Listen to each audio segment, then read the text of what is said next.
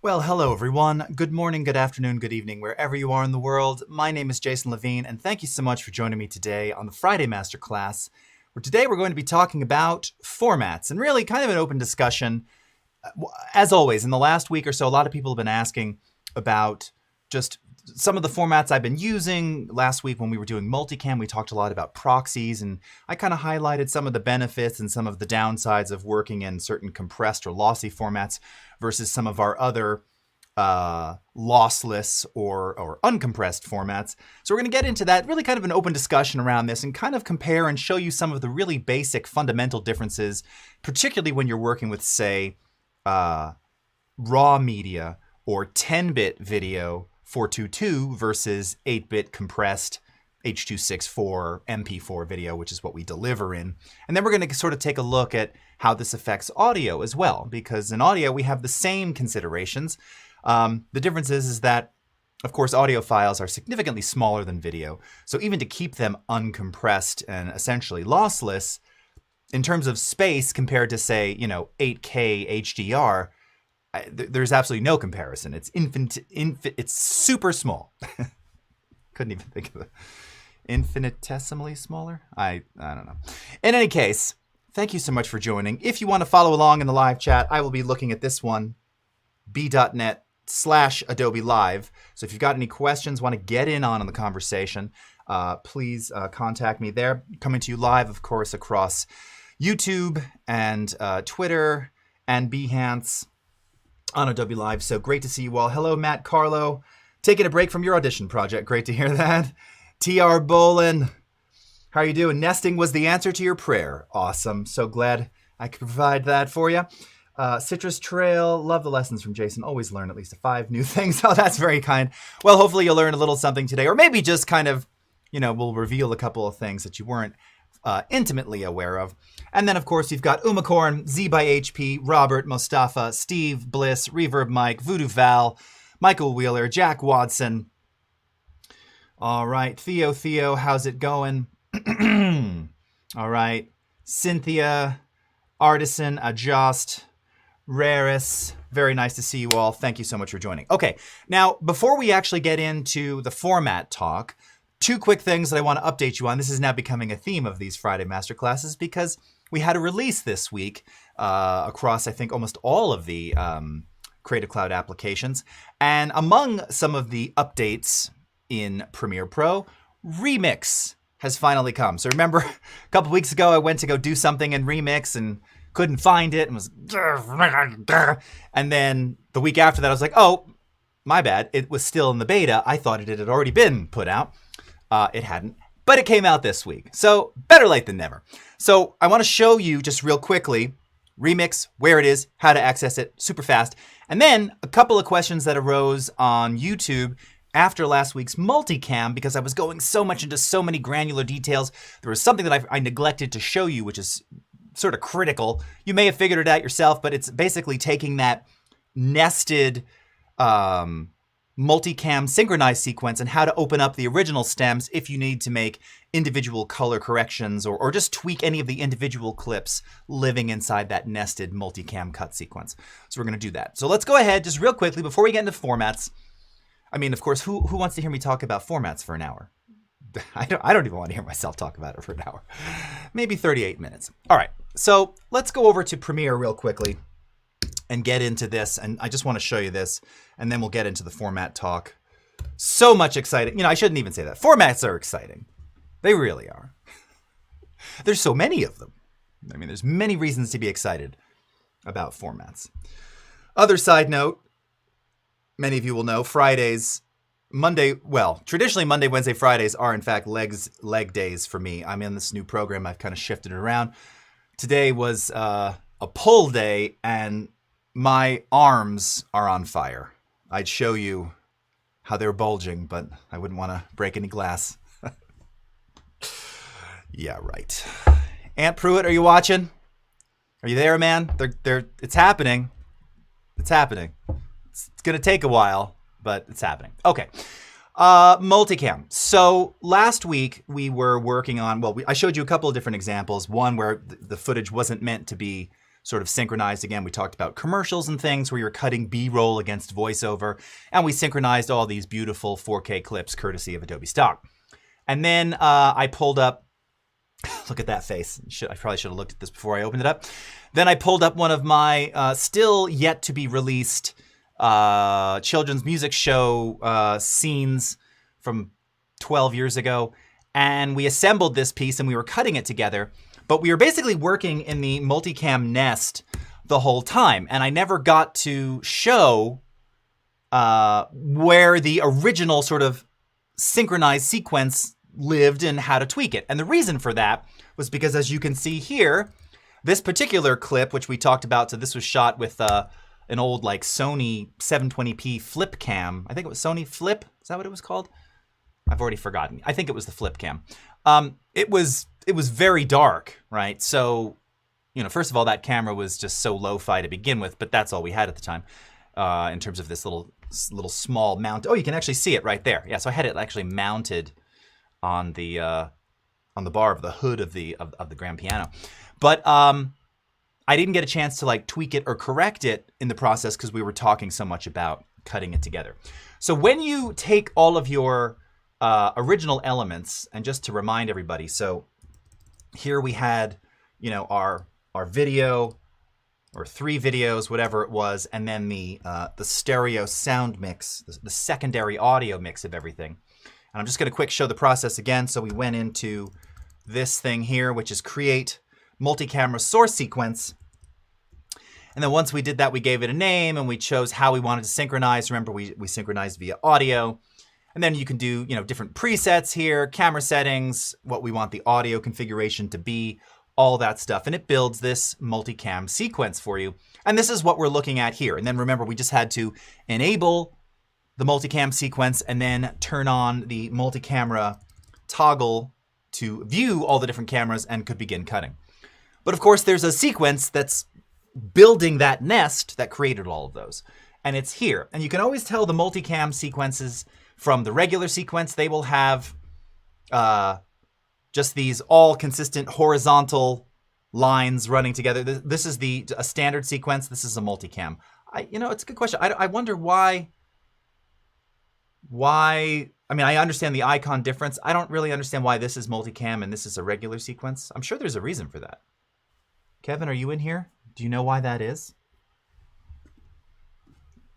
Traps with Jason. That's another day. You know, I've never shown any of my fitness stuff, Voodoo Val, over the years. I've had if I do say so myself, a pretty major physical transformation kept under the hood, so to speak. Anyway, so if you want to see all of the original content that made up that multi-camera sequence, you are going to right-click, control-click, and we're not going to choose new sequence from clip, but instead we're going to choose open in timeline. All right. Now that may seem not super intuitive, and that's because it's not. Let's open it in the timeline. And what you will then get, of course, are whatever was synchronized. So in this case, you can see we've got the 3 cameras here. All right. Here was the secondary captured audio on track 1, and that of course is the track that's going to play through everything as we're cutting this together. And then there's all the master audio for those 3 cameras, okay? Now, as mentioned, once you're in this open in timeline mode, now we can treat the individual cameras, the individual tracks as needed. So this one happens to be on track 1 here, all right? Obviously, just dark. I mean, it was a consumer 720p camera. That was one of the, I think it was one of the first that shot vertically intentionally. Now this is 2010, 2011 when this thing came out. Many years before TikTok, many years before Instagram stories, many years before, shoot, a couple years at least, even before Periscope. So vertical video was, you know, that was something that your parents did by accident because they didn't know better. The world has obviously changed since then, but shooting in landscape mode, I mean, this camera was, it's a consumer camera. It's meant to be shot outside. Anyway, once you're in this master stack, now, of course, we can go into Lumetri and I could brighten this up. All right. I just did a couple little tweaks on there. Again, you know, I just completely blew, you know, I say blow out the highlights just to bring them up. I mean, there's no shadow detail here. This is, you know, this is consumer camera. You can see I brought the shadows up almost 100%. It doesn't look too bad considering, but at least what this is going to enable us to do, of course, is when, oh, by the way, here was the original. When we're cutting this together in the larger sequence, now we're just going to have, you know, a slightly better looking result, of course, slightly, you know, closer looking result, I should say. By the way, it always helps to turn on the other cameras before you go back into multicam cutting. Good point there. If at some point, we only have 3, that's why there's no 4th camera, but if you're messing about and you realize, oh, where'd all the cameras go, just make sure you turn them on, all right? So that's that little multicam change. Again, after you create the multi-camera sequence, you can take that same sequence if you want to see all the original stems and go into open in timeline, and that will allow you to do that. Okay, next, let's close out of this. I'm not going to save that. Let's go into this. Okay, hello. And talk about Remix. Okay, so again, Remix is now available. For those who don't know, Remix essentially allows you to, or enables you to take any song, drop it in your timeline. And in this case, I've got my shark puppet music, which by the way, I saw Steve Costaboom, you're in here. So my little shark puppet, who happened to have a day off last Friday from school, said to me after the stream, you know, kids just never do it on cue, right? After the stream, he said, hey, Dad, wouldn't it be cool, or would it be cool if Shark Puppet made an appearance on your live stream? You know, sort of from somewhere from behind where probably stick him somewhere else and put another camera up. I thought that would be an amazing idea. Problem is now he doesn't have any Fridays off anytime soon. But Steve, you said I told him specifically you constantly saying, hey, where's Shark Puppet? So we might get to see the Shark Puppet imposter himself, although we won't see him. We'll just see the shark. I don't know. What am I even saying? Shark Puppet might make an appearance. I'm using my Shark Puppet imposter music here for this video, and obviously it's too long, right? So you can see the audio goes all the way to the end. And again, the concept here being, look, if I'm not an audio editor, I'm not really comfortable editing audio, you know, the easiest thing to do is just to, you know, trim the edge, go into your effects, go into audio transitions, drop a little fade out on here, and then do something like this. See you there. You know, and just fade it out, or that was a very short fade. Whatever, you know, wind it back a bit more. 10:30 a.m. Pacific time. This is one you won't want to miss. See you there. And there's nothing wrong with that. I mean, shoot, you know, for many, many things, I'm sure people just fade it like that. But what if you actually want it to sort of preserve the beginning and the end and the middle and have, you know, a little bit more than just an abrupt ending? Well, that's what Remix is for. It's going to do all the editing for you non-destructively using AI, using Adobe Sensei, and it's really, really easy. We make it incredibly easy. You're going to find the Remix tool under the Ripple Edit tool. Sorry, I gotta move my screen a little bit. So if you long press and hold here, you will now see the Remix tool. Just a bit of curiosity, you know, if we were live in person, I would be asking people to raise their hands. I'm curious how many actually go to the Ripple Edit tool from the Tools menu. I ripple all the time, but that's one of the few shortcuts that I actually implement. I'm voting that we make the Remix tool, oh, I didn't even change to it. I think the Remix tool should be the default here, because then it at least leads people into curiosity. Like, I see like a, you know, I see some musical notes here. I'm like, oh, I wonder what that is. Then you hover over it, Remix tool, discoverability. You know, no one's gonna find that. You got a better chance of stumbling on the rate stretch tool. Also, how many people use the rate stretch tool as the tool? I'm not saying the function of what it does.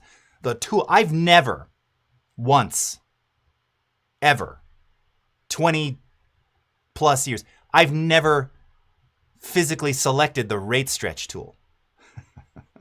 So I'm just curious. This is not a slam or anything. I'm just curious. Who uses it? Virtual hands up.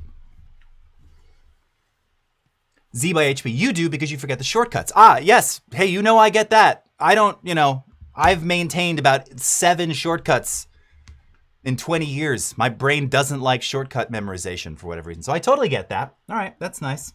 Mustafa, several times a day. Umacorn's like, yes, shark puppet appearance, Steve. Okay. Used a lot, little bit of this, little bit of that. Very good reverb mic. Okay. So with the remix tool, here's how easy it is. Oh, and you know what? I need to first undo that I shrunk that that audio down.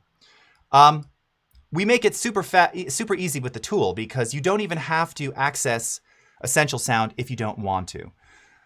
The way that you would have done it, the way you were doing it in the beta was you were selecting the clip. I'm just going to change the tool for a minute. Shortcut key V, all right, for the move tool. And then you go into Essential Sound and you would tag this as music. And then that gives you the remix tool option.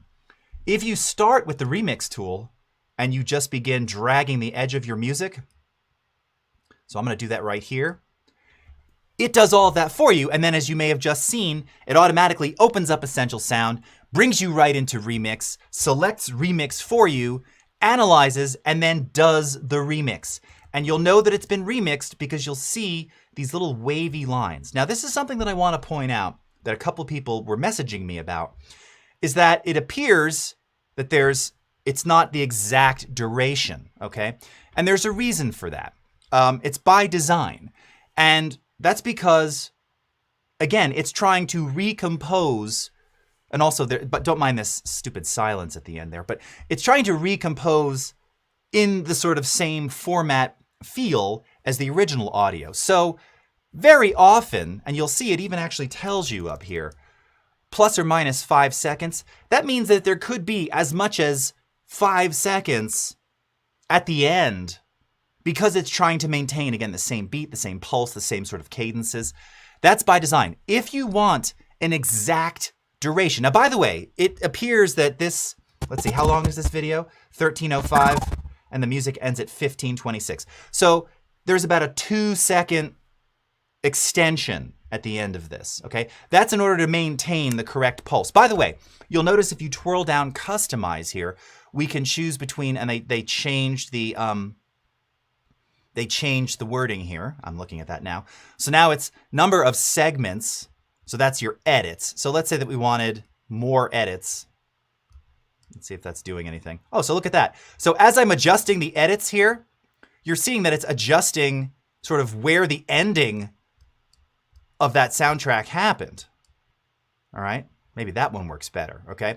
And then you have your variations, more melodic, more harmonic. Once again, what? More melodic, more harmonic? What? Kind of, It should be more harmonic melodic, more rhythmic percussive.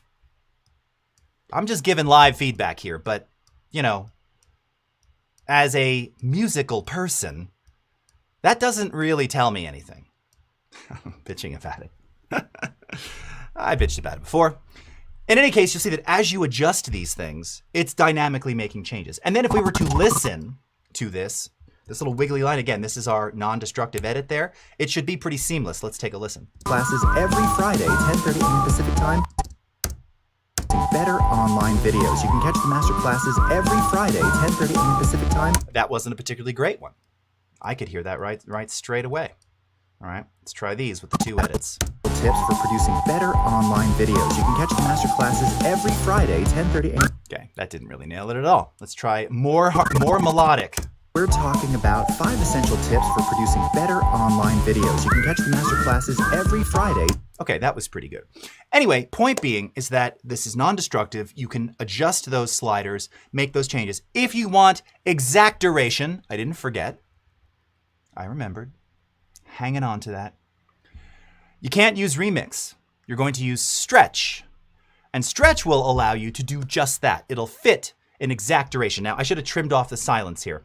But if I were to do that, right, using stretch, this is what I do. I dial in the duration that I need. It would be a little longer in this case because I have silence there.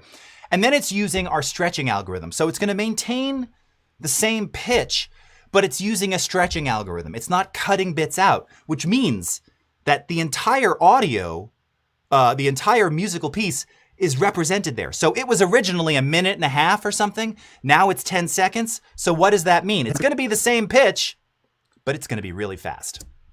Hi everyone, Jason Levine here. Today on our masterclass, we're talking about 5 essential tips for producing better. So this is why you probably don't want to use stretch with absolute time, because it's doing just that. It's going to fit the duration, but it's not cutting anything. It's taking something that was 2 minutes and you want it in 13 seconds? Fine. How do we make it this fast? How do we make it this short? Speed it up. It maintains the pitch. That's a nice thing. If it were doing what's known traditionally as a resample, that would be a combination of speeding it up, but also raising the pitch. So you'd get that kind of Mickey Moused sort of, that's a technical term, by the way, the sort of Mickey Mouse style of music. That's not what it's doing. There are times where stretch actually makes a lot of sense and works great. But just to differentiate, this is why remix isn't doing that. Because remix is going, all right, you've got a verse, chorus, bridge, verse, chorus, bridge, and it's identifying those sections and cutting them out accordingly. All right? We could go on about this forever, but I think you get the idea. So ultimately, like all things, in this particular one, I'm not super happy with those remixes. I could mess around a bit. As I've mentioned in the past, too. Let me check this edit right here. Today in our masterclass, we're talking about 5... No, barf. As I mentioned before, it behooves you to treat your audio file in advance. So that 10, 4, 6 seconds of silence or whatever is actually not helping the remix process here. That's my fault. So a better remix would absolutely occur with that silence edit. A better remix would absolutely occur with that edit of the silence taken out. All right? So just food for thought there. Alvin of the Chipmunks. All right. Clip on. All right. Val, are you just seeing that? Am I wearing a Lego parody shirt that says Leg Day? Yes. It's one of my favorites. Thank you. Yes. You don't catch it right away because you're like, oh, he's wearing a Lego shirt. He's a nerd. Oh, wait a minute. Yes. Paloma, my mind just believes the remix tool adds a freestyle rap to the audio. That is freaking hilarious. That is so funny. I could totally. You're probably not alone. All right? Okay. Also, terrible stop frame on my face there. This is what we want to see you there. Look like I need 18 years of sleep. Okay. So now let's talk formats, shall we, friends? Let's get to the task at hand here. All right. So I wanted to actually start. Hold on. Let me just pull up my camera quickly so I can shift my screen. I just wanted to first start by actually just pulling up, very basically, a chart of supported formats in Premiere. Now, this is something which, if you go to if you're ever curious, and again, this is why I think I still get a lot of questions about formats. Why, in fact, a friend of mine on the video team was saying, hey, do you ever do streams on formats and stuff? I don't know what's going on here. There's a Farrah Fawcett thing happening today. Anybody who wants to play Charlie's Angels music. We support a lot of things, and we support a lot of things natively. So just off the top, I'm just going to we're not going to talk about all of these, but, when you go into Premiere, and this is, by the way, one of the things we're trying to make easier and less painful on import and export with this new redesigned user experience for import and export. You've seen me show it here on stream. We showed it at Max. It's still available in the beta. A lot of formats to deal with. Some of these are very, very old, and, we support them, but they're not really used for video production anymore. Case in point, the very first one up at the top here, 3GP. Someone actually sent me a 3GP video not long ago. Anybody who's been in the, smartphone user for a decade and a half or more, and I say decade and a half specifically because that would take us right to the advent of the iPhone, circa 2007. Pre-iPhone video was largely 3GP. It was meant to be sort of a small, super highly compressed, shareable, whatever that meant in 2005, format. And it's still supported. Would you use it today? Please don't. I mean, no. You could. Maybe there's a reason to. I'm sure there is. It still exists. But certainly not for anything social media related. I mean, there's just no reason. I mean, 3GP was developed before I think even full HD was a thing yet, which would be like 1920 by 1080. So think about that. AAC audio format, AAF audio format, all the Apple flavors. And we're going to be talking specifically, I'm going to show you a couple of these. This was a big deal. So first of all, Apple ProRes, which again is one of those formats that offers 1, greater than 8-bit support, 2, 422 color space, 3, 444 with alpha. So if you're doing things like lower thirds, you're building overlays, animations, and After Effects that you need an alpha channel for, ProRes 444 is absolutely the best choice for that. A lot of people always ask, well, if I need something with alpha, what do you recommend? Well, you have a couple of options. You can choose Cineform. That's another great one. Apple ProRes 444 is another. You can also use things like Apple Animation. We're going to come back to that. A bit more of a legacy file format there. All right. ProRes HDR and ProRes RAW, which is a fairly new format. I haven't been given any content for it. I have an example that I found online from. I'll credit them when I pull it up again. And this is sort of a capture into format. You're not exporting into ProRes RAW. Things may have been captured in ProRes RAW. We support that natively, all right? ASF, A-Sound, we don't really use this anymore. This was a sound document type where we could work between Flash and the video apps. ABC Intra, AVI, right? Still pretty standard in the Windows world. AVI support on Mac is, can be okay. This is why VLC and Handbrake and those things come in handy a lot. BWF, Broadcast Wave. All right, again, DNX HD, DNX HR. Want to point out again, we have native support for these. Now, it used to be years ago, you had to use a QuickTime wrapper if you wanted to export into Avid's kind of then preferred DNX HD format. We actually now have, and have for some time, native support for both of those built into Premiere. So you don't have to, you can still use the QuickTime wrapped DNX flavor if you so desire, just like we have QuickTime wrapped H.264 if you want, but we have it natively, all right? GIF, H.264, HEIF, HEVC, which also just got some updates for accelerated encoding, decoding, particularly on Windows, I believe. All right. All these various MPEG flavors, right? A lot of these are sort of so old school, like MTS. Again, these are still supported. I often see in forums and things people having some issues with some of these older formats that were sort of in the post-DV, pre-HD world. And then all of these various MXF flavors, we're going to come back to this. Again, you see this largely in, in broadcast, in movie making, and films. Not that you can't use MXF for other things too. You absolutely can. But usually the people working with those are going to be doing sort of higher end production, although many other sort of prosumery camera formats now will support MXF output. And part of the joy of that is that it also supports multi-channel audio output as well. So you can have 4, 8, 16 in an MXF container. It just kind of makes the process a bit easier.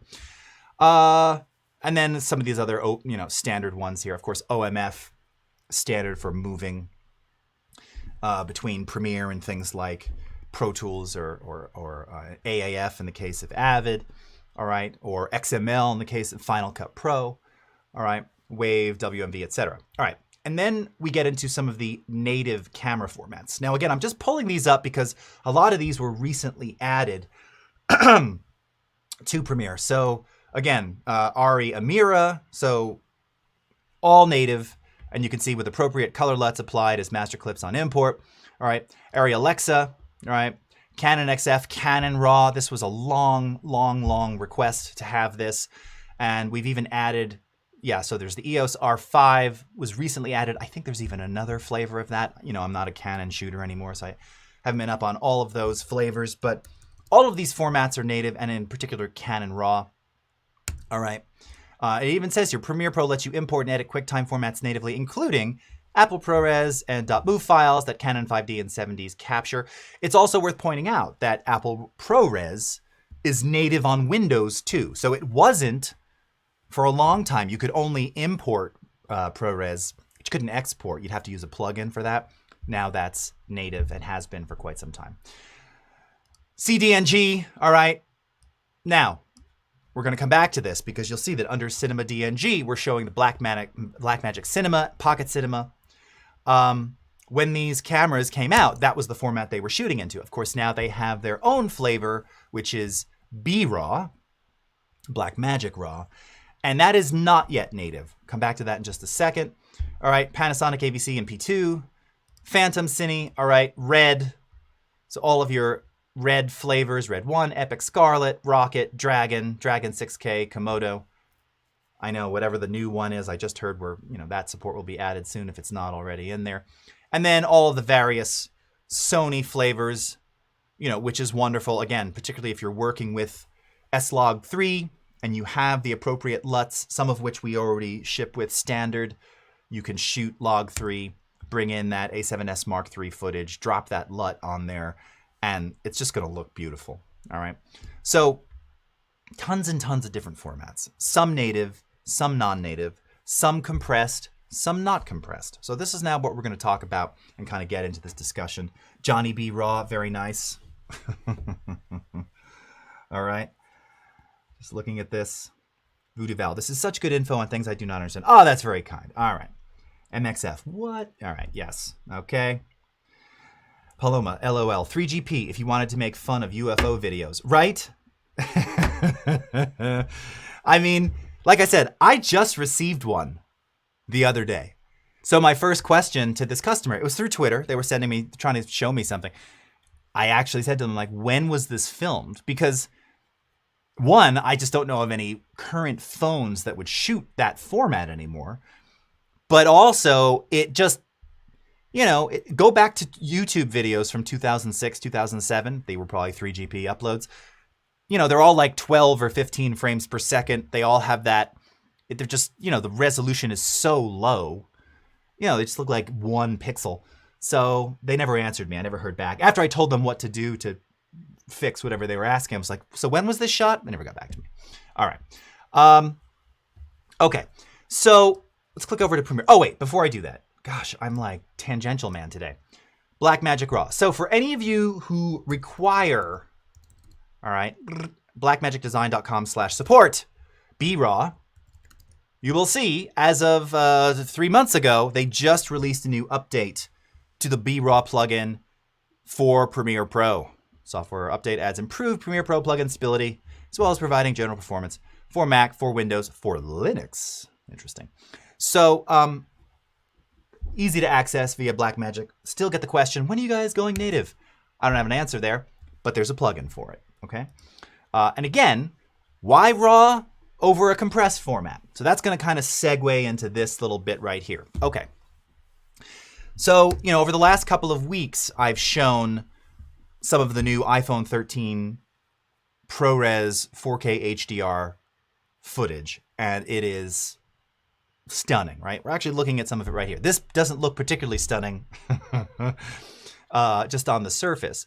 But what makes this footage particularly stunning, of course, is that because it's ProRes 10-bit media, it means that when I see, and it's also Rec 2100 color space, not Rec 709, what that means is that while I'm looking at this in Premiere at present in a Rec 2100 timeline, and I see like, oh wow, this is all blown out, what a drag, it didn't look like that on the camera when I was filming it. If we go into Lumetri Color and we make some adjustments, and we can start by, your first thought might be exposure. So of course we can start to drop exposure. And when we do that, I'm just going to zoom in to 100% here. All right, right away, we start to see that, oh, wait a minute, all of that detail is actually there. Now, you don't even have to do it all via, and by the way, you can see, like, again, this is where we started, right? So all that detail is there. Pretty amazing. Now, we don't even have to touch exposure all that much. Let's just attack some of the white level here. Even nicer, right? And then maybe pull those highlights down just a bit. Let's go back out to fit. All right. So before, blown out, after. And what I love pointing out with this is, again, like look at the areas like of the, of the trees and the sky here. I mean, dude, hold on. I want this area right there. Got to see if I can find where is it? Oh, yes, right here. Here we go. Okay, so yeah, you like look at this, and that green is so green, and the blue sky is not blue. Just with those simple changes, now look at that. You can actually see leaf definition right here. Yikes! This looks like Jason's first experimentation with fresco. It doesn't even look real, right? It just looks like surreal content. But if I go ahead and turn the color correction on, you're like, oh, I see. Yes, leaves and blue sky and definition. Okay. So again, you can think of this. It is not ProRes RAW, but I'm trying to give you sort of an analogy here. This would be like shooting Nikon, Canon, Sony DNG files, right? We have latitude with which we can fix, repair, grade, and correct those display discrepancies because this is not essentially a compressed file format, right? Now, this same video I exported without any color changes to it as MP4, a la H.264.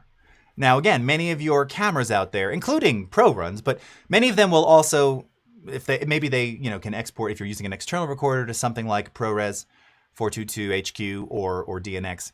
Most of them will by default capture MP4, and some of them I think now even capture ProRes RAW and other things. All right. So I just did an export of this content directly to H.264 at the highest bitrate possible. All right. So here is that variation. What's happening? Why is my shortcut not working? What? There it is. Okay. I don't know why my shortcut wasn't working for a second there. All right.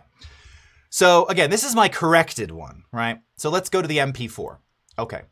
So, and maybe I'll turn the color correction off for a second. So I just want to showcase a couple of things here. So first of all, when you look at the MP4, I don't know if it's coming across on stream. You'll notice right away that obviously the colors themselves are slightly different. There's just a bit more yellow that you may notice. You may also notice that in the MP4, again, untreated, just exported directly from this master ProRes, there's even more blue in the sky.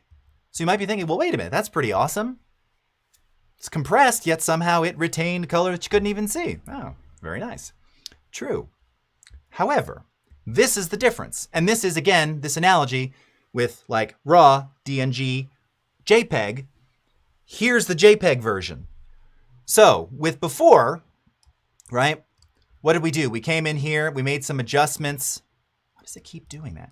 We made some adjustments to highlights, exposure, white, and we were able to bring back all of that detail, right? Simple, awesome, amazing. Before, after, okay. Now let's go to our MP4. And you're like, okay, let's do the same thing. So let's maybe start with exposure, right? We know that's extreme. We know that that should bring back all those highlight details, right? It's just not. Because with compressed file formats, specifically H.264, but really, I mean, you could kind of liken this to almost anything. What is essentially, now again, I did this, but I'm trying to give you an analogy of like if we just recorded into MP4 versus ProRes on your phone. Once the data is lost at the sensor, it's gone. And because this is compressed, you know, that's what we started with. That's just a darker version of what we started with. That detail's gone. Oh, how about whites? That doesn't even do anything. Look at that. Nothing. Nothing at all. It's because it's bypassed. You dope. Let's grab the whites again. That's just making it kind of brown. It's not giving me any detail. It's revealing this same little piece of detail that I saw before. That's it. But we're not getting any more. So again, RAW, essentially, not really, 422 10-bit versus 8-bit, okay? Same as shooting RAW on your camera for a still image or shooting a JPEG, right? If it's lost at the sensor, it's lost. So when you're thinking about what you want to shoot with and what you're going to want to do, this is another reason why, if you are, by the way, shooting and you only have the option to shoot into a compressed file format, one, really important to get the exposure in particular correct on whatever camera you're using, but also it's a really good practice, and this was something that I've talked about ad infinitum on the stream here. This was back in the DSLR days. Philip Bloom used to talk about, you want to drop the contrast, you want to drop the saturation, you want to drop the sharpness to give that footage the potential of having some latitude to bring some of that color and sharpness and saturation back. Because if you capture completely saturated, super contrasty, and razor sharp, you can't really back it off in a compressed format. You can minimize it, maybe, right? So it can be less contrasty, but it's still contrasty. In other words, you're just soft. It's almost like an overlay. You're just softening the overlay of sort of less contrast, but it's already been baked in. Or in terms of saturation, sure, you can desaturate, but it's not really doing the kind of desaturation that you want. It's just sort of pulling color away. Same with, sharpness is the worst too. It'll de-sharpen, but it's just going to make things blurry. So that's kind of a fundamental difference. Now, once again, here's a case in point with, this is actual ProRes RAW footage. Now, I want to point again. So I acquired this from Film Plus Gear online. So this is about 2 or 3 years ago when ProRes RAW came out. And this is another great example of, let me just zoom back out here. I've already color treated this. Here's what the original looked like. And this is a perfect example to highlight once you get used to grading with not only non-H.264, non-lossy footage, but potentially there is still 420 10-bit. Take a look. This is a flower right here. You can kind of see, well, it's a silk flower. You can kind of see that it's some kind of flower, but again, in this format, it's just blown out, right? Little color corrections, highlights, exposure, black level, white level, saturation. All the detail is there. And in fact, even some, if it's actually pull it back in, even more. But this is what you're getting in true RAW. I mean, look at that. We completely transformed this. Now imagine if that were H.264, that's gone. There's just a big white splotch right there. But ProRes RAW, all the detail is there. All right. You already know this from imagery. It's no different here. So that's the key. So talking about editing formats, production formats, export and delivery formats. What do you want to be working in? What do you want to shoot in? Well, ideally, if you can, you want to shoot in something like ProRes 422, ProRes RAW, if you can, DNX HR, which is more standard now, or DNX HD if you're just shooting 1080, because you're going to have more latitude to grade and correct and ultimately stylize your content. Versus if it's only H.264, you can still do it. I'm the first to say, prior to the iPhone, all my cameras shoot H.264 like 8-bit. So I just had to get really good at making sure that the original media was desaturated, not completely, because again, if you take all the color out in compressed file formats, you're not going to be able to put it back in. It's gone. The sensor didn't see it. So you want to pull it down just enough, but pull that contrast way down and just be mindful of the sharpness, right? With all these digital cameras, it's real easy to just, some of the early GoPros, if you remember, they were just like, they hurt my eyes. They were so sharp. And the only really way to sort of take the edge off was to, I used to say, use something like a film stock LUT. Or in Lumetri, we've got the faded film option here, which does just that. It kind of gives it a more low contrast film-like aesthetic. You can see it right there. It just kind of makes things a little bit creamier, a little bit smoother. I happen to really love that look. Some people don't, right? But again, just kind of a before and after here. It is kind of amazing at how much data is revealed after the fact, okay? You know, this is another one. This is, again, MP4 version. You've got all this blown out area on the ground. I try and adjust exposure. It brought back some of it. It saw some, right? That's actually pretty good. Blown out, a little less blown out. This one's better. Here's its ProRes counterpart. But with this, yeah, I mean, it's amazing because you're actually seeing, yes, that was the color because it's sun, right? And we can really bring back all the detail, you know, everything, right? Before, this looks blown out. After, all the lines. Amazing, okay? So, you know this. You've done it with images. It works the same here. When you go to do your exports, this is what you want to be thinking about. Now, again, formats to think about to avoid editing in. Well, I've said it before. Honestly, H.264 can be pretty heavy depending upon the kind of machine you're using, and especially if you're working like 4K. So this is why we use proxies. Now, we did this last week. I'm not going to go into the whole proxy discussion again, but if you need to make a proxy, right, which is a lighter weight, smaller version of your media, I highly recommend for your format, choose QuickTime, and then choose one of the either ProRes, Cineform, or you wouldn't use this DNX because it's for VR, but you can make one of your own or use another one, ProRes or Cineform, and preferably, I always go with just low resolution because it's really just going to help me edit that much more quickly. I'll grade with the master footage, or I'll do any kind of color corrections or tweaks, but for editing, so much better, all right? And similarly, if you are working in ProRes RAW or BRAW or ProRes 422HQ or ProRes 444 or Cineform or MXF, many of those formats are actually automatically kind of accelerated for export, but also just function and perform really smoothly. And in particular on the new M1 chipsets, some really dramatic performance increases. So it behooves you to work in those pro level formats, not only for color, not only for grading and latitude purposes, but also for efficacy in terms of editing speed. They're just going to work better, all right? And the same also applies for audio, right? So this is once again our Shark Puppet cut here. This is the master wave file, 32-bit float, 48K.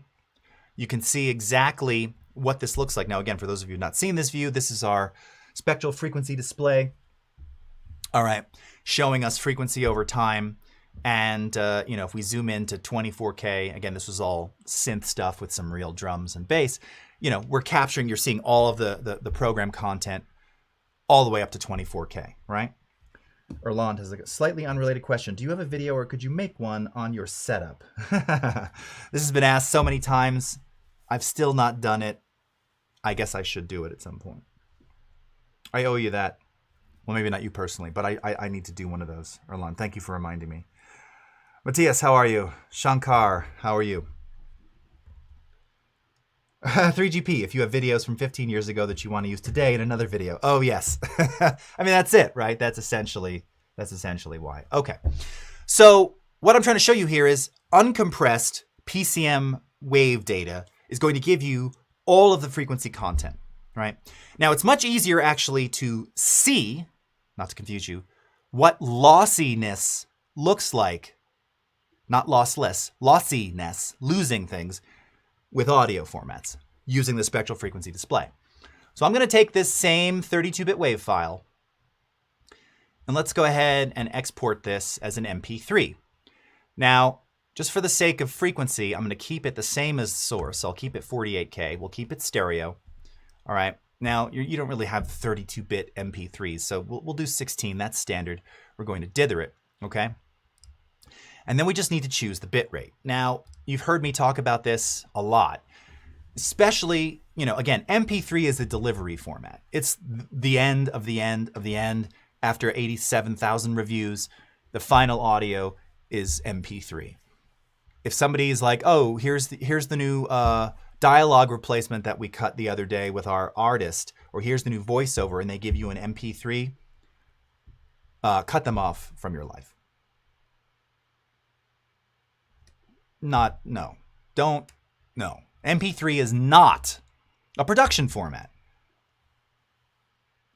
Anyone who gives you an MP3 and they're like, nope, that's the master, you have to question, unless that was it. Like, it happens, right? Oh, we lost the original recording, the MP3, the backup. This is all we have. Thank goodness we have it. Okay. But never, ever try and work in MP3 because it's a heavily compressed format, particularly if you exported them out of our software or any software for that matter, but you're going to see visually what happens. So I will always tell you, export at the highest bitrate possible, 320, 256 if you must. Any lower than that, there's just no point. You're just throwing away a lot of data. Now, it used to be that 128 kilobit was the standard. So first, I'm just going to create a version using that, okay? Constant bitrate, CBR, 128 kilobit, all right? And I'm gonna label this as such, so I know where it's going. Why is my desktop not on here? Desktop. Okay, I'm gonna save it there. All right, click OK. Okay, and I'm gonna open this up on the desktop. Here we go. Okay. Now remember I told you it's very easy to understand lossiness visually with audio files in the spectral view, and here's why. Because at the once standard MP3 bitrate of 128 kilobits, do you see what happens when you export an MP3? With our sample rate at 48K, which means our Nyquist limit is 24K, which means the highest captured or displayed frequency is 24K. 128 kilobit MP3, it flat tops all frequencies above 16K. Okay? This is by design. This is not a bug. It throws it all away. And it throws it away pretty aggressively. Now, I'm not going to play this for you because over a stream, you're not going to hear a significant difference. You might hear a little bit of swishiness, actually. But that's it. It just throws away that data. So what happens if we say, oh, you know what? I really want to try and equalize 15, 16 K. And you can see there's barely. Remember, color's amplitude. So we're in the purple here, that's super low amplitude. So I could come in here and I could try and I need to add a little bit of sparkle on this. So I'm just going to grab my shelving filter and I'm just going to boost around, let's do like 14 dB. Let's even go a little lower at around 13K. All right, I'm going to apply that. So you can see it gave me a little bit more. Again, we're kind of amplifying stuff that was super low amplitude, and it's amplifying other frequencies here. But the point is, you're kind of amplifying stuff that's already been modified. It's already been gone through with an algorithm, and it's like, okay, well, you don't need that momentary piece of the frequency, and you don't need that one. We're going to just preserve this one. That's it. And for this cymbal crash, you don't need that. We're just going to give you this bit. It's gone. And honestly, if you do that on a 128 kilobit MP3, it's just going to sound terrible and swishy. So here's the before MP3. Here's the after. Just flat topped. Just flat out lossiness. Okay. Now let's do the more standard, what you should be using, 256 or 320. So when you choose 320, what this is going to do by design is it does preserve all frequencies up to that Nyquist limit, in this case 24K, but it's preserving shorter transients of that media. So it's not continuous. It's where there was a moment where there was just a lot of info above 16 kilohertz, it preserves some of that. Okay? So even at the highest bit rate, and by the way, this is a pretty good sounding MP3. Now, if you take a more clinical look, you'll actually see that there are fewer holes in between the mid-range frequencies. This actually has more There's more, how can I say this? There's more smoothness in between 0 to 16K on 320 than there. Now, again, we amplified here. Let me de-amplify. Okay. Visually, you're not going to see so much of a difference. You might just see it looks almost a little more grainy on the 320 version. That's because there is more detail, all right? There's literally twice as much detail per channel. By the way, if you're unfamiliar, 128 kilobit stereo MP3 actually provides 64 kilobit mono left, 64 kilobit mono right. Yeah, that's actually how that works. So 320 is actually 160 left, 160 right, okay? But even at the highest bit rate, you're still throwing out a lot, okay? Now this one sounds a lot better. Most people on most listening devices will never hear the difference, but that's the idea. Lossy means you're throwing stuff away. And if it's a compressed file format, there's really no way to bring it back. So think about what you're going to do, where it's going to go, and what the purpose of that format is meant to be, editing, production, post-production, or final delivery before you choose that format. And that's all the time we have, my friends. So thanks so much for watching. Have a great rest of your morning, afternoon, evening, wherever you are in the world. And we'll see you again next time. Stay tuned for the Daily Creative Challenge. Take care, everybody. Bye-bye.